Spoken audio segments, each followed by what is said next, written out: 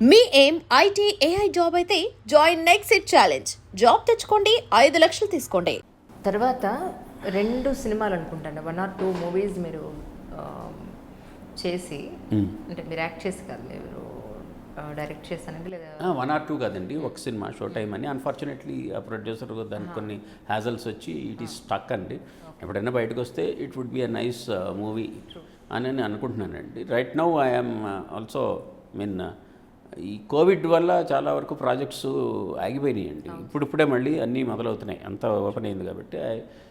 In fact 2019 అంతా I was in Mumbai అండి. We were doing some TV series, అంటే TV సిరీస్కి web సిరీస్కి కథలు అందించి దీంట్లోనూ అట్ ది సేమ్ టైం నా డెబ్యూకి ఒక కథ రెడీ చేసుకుని కాస్టింగ్ అంతా కూడా ఇంత అయ్యి మొదలుపెట్టి సాంగ్స్ కూడా రికార్డ్ చేసిన తర్వాత అండ్ దిస్ కోవిడ్ కేమ్ అండి. So we had to stop it temporarily.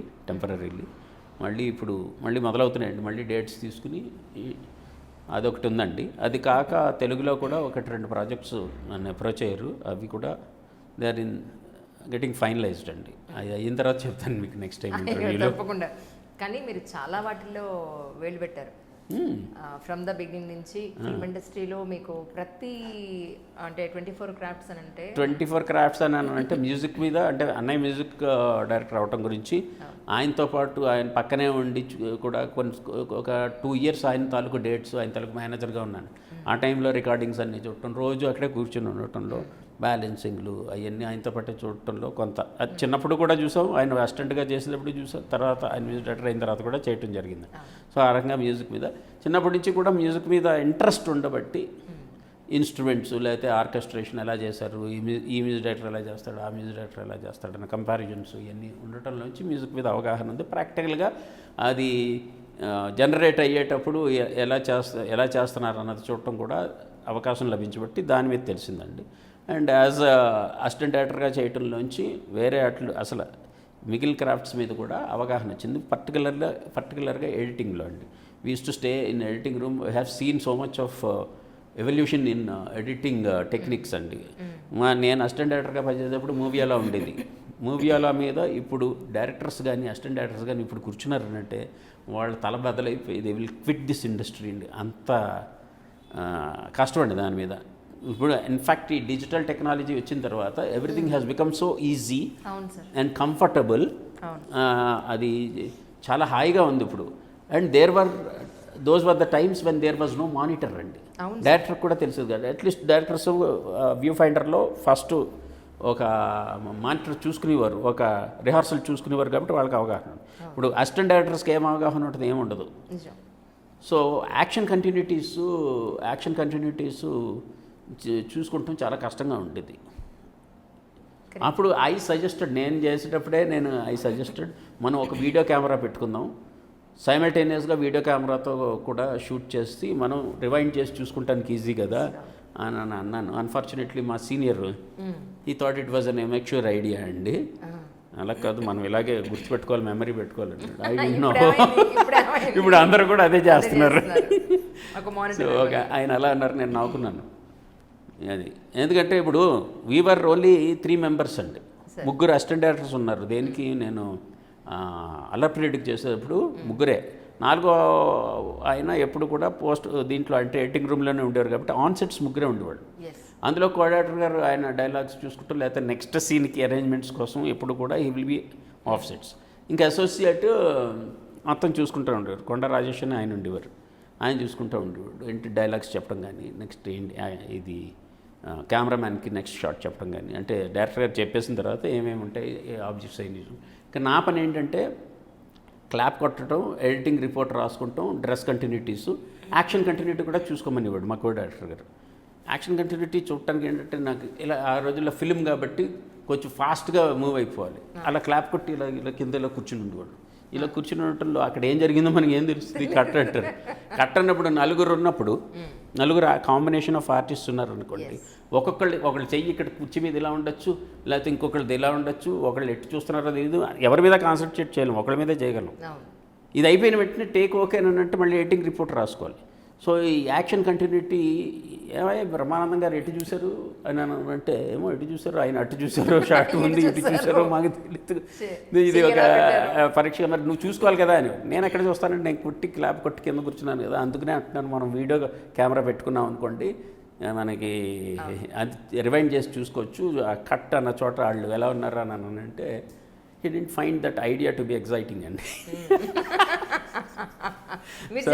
ముందే మీరు దాన్ని గుర్తించారు యాక్చువల్లీ. సబ్సిక్వెంట్గా మేము సీరియల్స్లోకి వచ్చి అసలు మా మాటకు వస్తే సినిమాల్లో కంటే సీరియల్స్లో ముందు వచ్చిందండి. మానిటర్స్ ముందు ఉన్నాయి. Serials use to have good action continuity, ఎందుకంటే వాళ్ళు చూసుకునేవారు కాబట్టి రివైండ్ చేసి చూసుకుంటాం ఈజీ. అట్లాగే 2 కెమెరా టెక్నిక్ కూడా నేను అమృతంలో చాలాసార్లు వాడానండి. నాకు 2 కెమెరాస్ టెక్నిక్లోంచి ఏమైంది అని అంటే అసలు ఎడిటింగ్ చాలా స్మూత్గా ఉండేది. ఇప్పుడు మీరు పెట్టుకున్నట్టే పెట్టేసివ్వండి, ఒకటి ఇలా పెడితే అటు ఇటు అన్నీ వచ్చేసింది. ఆ డైలాగ్ తర్వాత కట్ ఎక్కడ కూడా జర్క్ ఉండేది కాదు. Correct correct.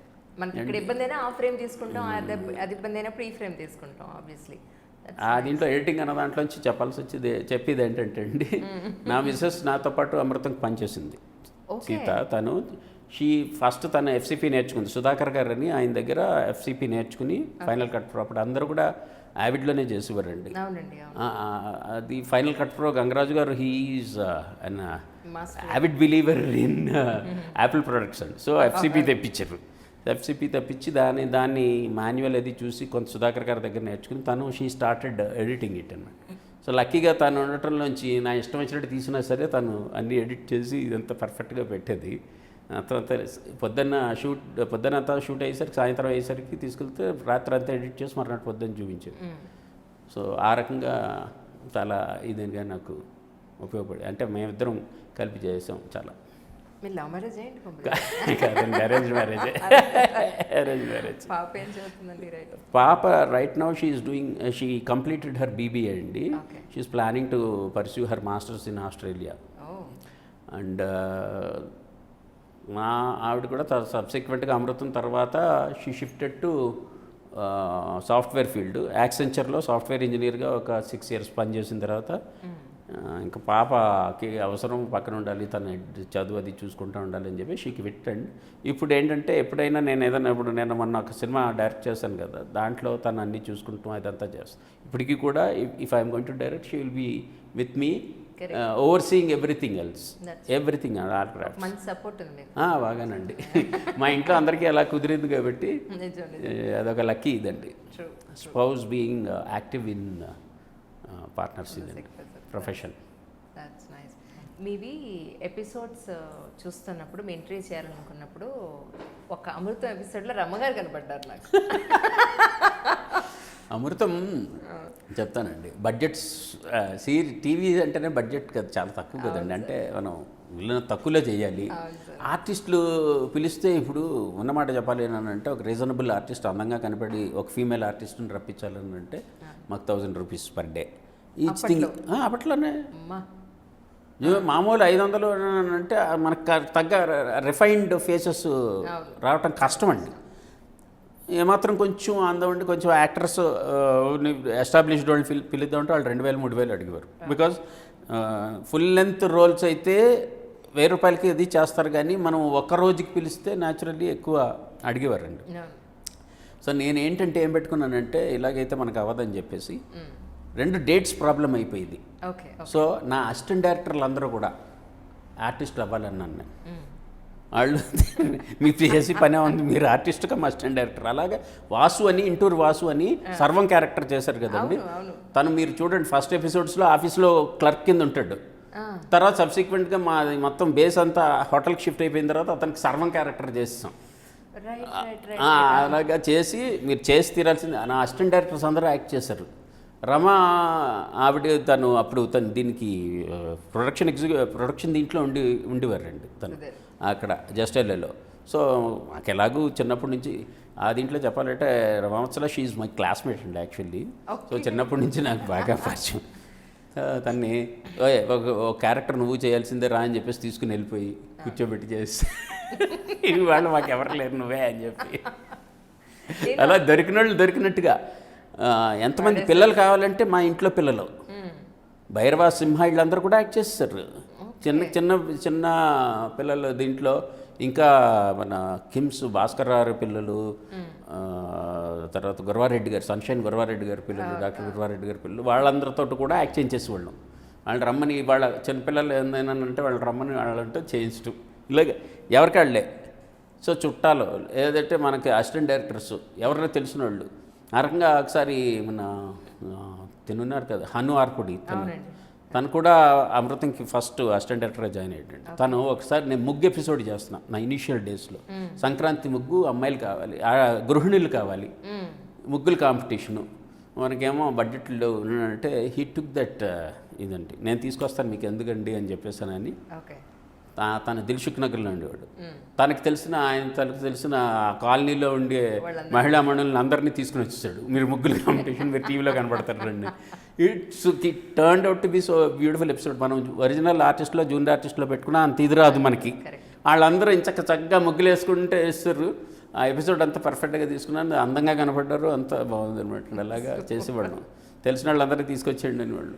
రోడ్డు మీద ఎవడన్నా షూటింగ్ చూడటానికి వచ్చాడు అనుకోండి, నువ్వు వెళ్ళరా అని చెప్పేసానని, మనకేమన్నా క్రౌడ్ కావాలనుకున్నప్పుడు ఒక 5 నిమిషాలు వెయిట్ చేయని చెప్పేసి వాళ్ళందరినీ పట్టుకుంటాం, వాళ్ళందరి మీద షార్ట్ తీయటం, పంపేయటం. And don't forget to subscribe to iDream. And for more videos, please subscribe to iDream. Please subscribe to iDream. Please subscribe iDream. And please subscribe to iDream. For more videos, subscribe to iDream. please like, share and subscribe to the channel. Congratulations, iDream. Subscribe to iDream. Subscribe to iDream. So subscribe to iDream Media. iDream ki iDream team andarki huge congratulations. Please subscribe iDream Media. Please subscribe to iDream. Subscribe iDream. Please subscribe to iDream. iDream అంటే నా కళల ఛానల్ను subscribe చేసుకున్న నోరు తిరుగుతలేదు, మీరైతే గంట గుర్తు కొట్టండి. For more such videos, please subscribe to iDream. Subscribe to iDream. Please subscribe to iDream. Please subscribe iDream Media. Please do subscribe to iDream. Please subscribe to iDream Media. For best entertainment and information, please subscribe iDream.